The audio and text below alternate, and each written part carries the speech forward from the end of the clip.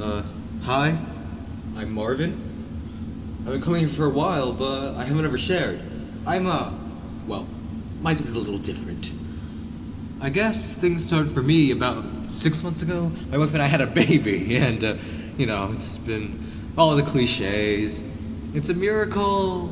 It's been hell on my sleep, because once I'm up, I'm up. So I started getting to late night comment sessions on science forums. Evolution, intelligent design, that kind of thing. Now, I'm actually a neurochemist. I focus on the effects of audio stimuli on brain chemistry. Neuroplasticity and dopamine production as they relate to music. Subpartial alpha, beta waves, microtonal phase shifts, leading chord compressions. I'm a real dork for this stuff, but for whatever reason, the intelligent design is what really gets me going. I just go trolling the boards. No, not trolling, really. I actually try to engage, educate, But, these people, it's just impossible.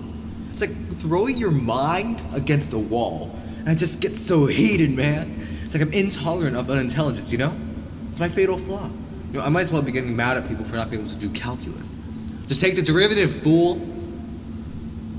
But I get it. Science is suspect. Look at nutrition. The scientific evidence for whether you should not eat wheat is crazy. Or if acupuncture works, as laymen, we just trust what we hear from our preferred media and peers is right. But skepticism is a necessary and a healthy trait in a scientist. Or at least that's what I thought. So, a couple nights ago, Cora gets up at 3 a.m. and it's my turn. My wife had an early morning, so I get her down, and then I go straight under my cans, put on some binaural meditation beats, and get to it. And I'm raging away on someone, talking about the evolution of the eye, when suddenly in my headphones, I start hearing something weird. There's a sort of crystal ringing in the 22,000 hertz range, sort of a tinny electric crackle. Gets me curious, so I export the file, isolate the frequency, pitch shift it, slow it down. When I do all that, it resolves into the sound of a hushed, new age voice saying, "Hello, Marvin, I think this is God." Hello, Marvin, I think this is God. Sounds like someone's just having a laugh with you. Right, of course, that's what I thought. But then the voice answers that thought. No, I'm not having a laugh. And I thought, well, that's strange, because this was recorded audio, it's not streaming live. And then the voice says, Well, no, but I'm omnipresent, including time, so it's all sort of the same thing for me. So I throw my headphones off and I go to bed. I figured I was exhausted, overworked, But then, in the morning, I got a phone call. Thought it might be the nanny running late, but no. I'm sorry about last night. This is probably a more normal way to talk to you. Well, if you're God, a burning bush would actually be more normal. Ha. No, not that God. That's a version of me, but I'm the one, real God, at least I think. Yeah, so I was starting to get a little freaked out at this point, but still, I'm definitely not falling for it. So I play along. Well, what makes you think you are God? Can you do some kind of miracle or something? And at that point, my phone turned into a fish. Okay. No, not okay. What kind of fish was it? I don't know. I don't really know kinds of fish, like trout, maybe? It was phone size. Trout are a bit bigger than that, I think. Yeah, trout are like this big. Like I said, I don't really know fish. But honestly, I'm starting to freak out here like I'm having a mental episode. And so I get out of the house, get on my bike, and head to the lab. When I get there, I find out everyone else has had the same experience. Susie, Walt, Julian, Kamala, the two Jacks, they're all freaking out. Kamala says that her phone turned into a kitten, and Jack 2 says, well, why did we all get kittens? Well, I knew some of you were allergic.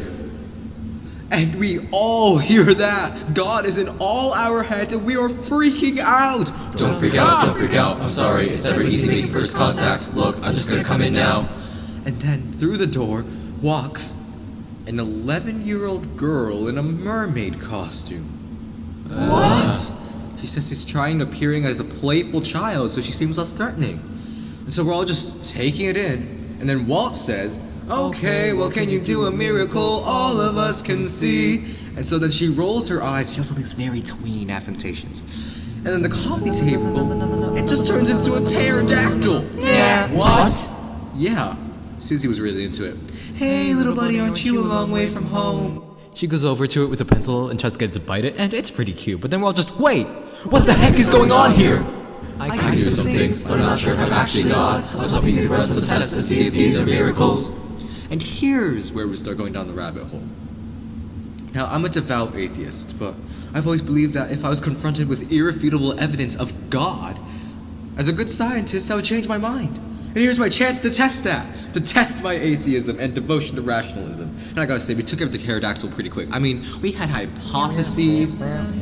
First off, there's the Jurassic Park amber thing, or other ways DNA could be preserved, or time travel, space-time wormholes, which aren't even that controversial in scientific communities. Or there's molecular printing, just reorganizing the molecules from the form of the coffee table into the form of a pterodactyl, which is also pretty non-controversial speculative science. Like 30, 40 years from now, we can probably do this. So you're saying you guys not take the pterodactyl to be a miracle? Right.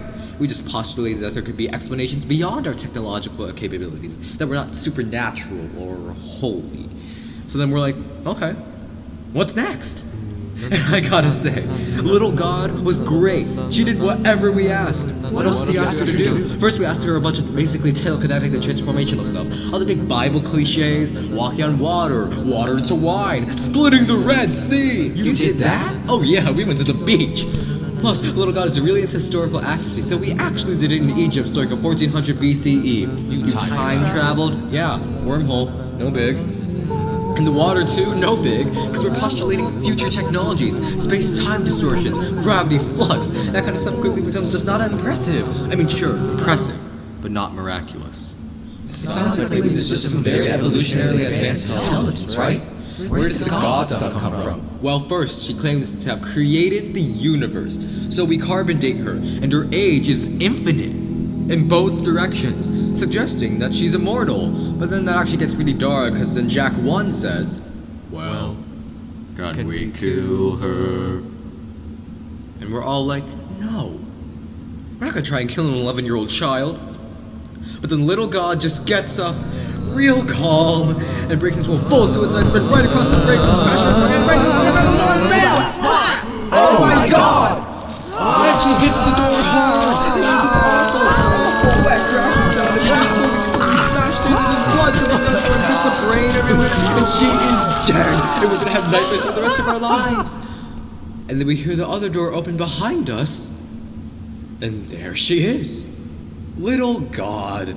She saunters in, all cool and casual and is all, see, I'm fine. Wait, and her body's still on the ground? Yeah. So there's two of her? Yeah, so there's two of her. But even this, she helps us explain by also postulating a whole mess of super advanced tech. We already know it's easy to form any old heap of molecules into an 11-year-old body. With DNA printing and cerebral uploading, we had an explanation for any kind of Lazarus stuff she pulled. And as for her soul... Soul is a matterless infinite substance that exists on time, is constantly separating and reforming. So I don't know, that one just kind of turned into semantics. But honestly, at this point, we're starting to doubt everything. Like, Kamala starts in on the uncertainty principle? Are our observations affecting the data? Or is little God manipulating the data? She could be deceiving us by, like, I don't know, changing the microchips or moving the ink on the whiteboard. She could be corrupting our actual brainwaves. None of us can actually prove that this was simply just a multiplayer VR. Matrix. But when you get to that level of skepticism, I mean, of course you know that there's a possibility in the back of your head. But you don't live like that. It's paralyzing. No, I know. But if we're being scientific... about the existence of God, then we can't discount these possibilities. I mean, evolutionarily, we are still infants. Both, like, evolutionarily and technologically and mentally. We haven't even hit singularity yet. Our little 21st century human minds can we begin to conceptualize of the actual laws of physics. And if we accept that there may be explanations that are simply beyond our own intelligence, then what evidence could you possibly come up with? Clarke's third law. Any sufficiently advanced technology is indistinguishable from magic. If I can explain away something that by all criteria satisfies any definition of God, then I can explain away anything. Any miracle, any wonder, any feeling, any sense of love or responsibility or moral, or just sense of meaning? I look into my daughter's eyes, my wife. What does it mean? We tried so hard to shatter our skepticism, but it was like throwing our minds against a wall. We traveled into black holes, into quarks, who slipped through time backwards and sideways, and created new life forms, living suns. We watched the universe multiply, invert, spiral, and disappear. We beheld an infinity of wonders, and yet we sat at our desks in stoic calculation, stripped of awe, paralyzed by the unforgiving relentlessness of our intellect. You're the Hanged Man. It's a tarot card. It's supposed to be this thing where everything flips. All the stress and shit of life finally just rocks you so hard that you can't take it anymore. And you think and think and think until everything you thought you believed in, everything you thought was essential to you, suddenly seems all wrong. So you strap yourself to a post. You hurt yourself. The world is upside down and you're trapped and you'll do anything just to feel something. After the Hanged Man sees the world for what it is, after she survives the temptations of temperance, devils, and death, she must pass through a cleansing fire. The Hanged Man must enter the tower and be struck down, annihilated. They say you have to go through that part to get to the really good stuff. Thank you for sharing, Marvin. Now, it's time for tea.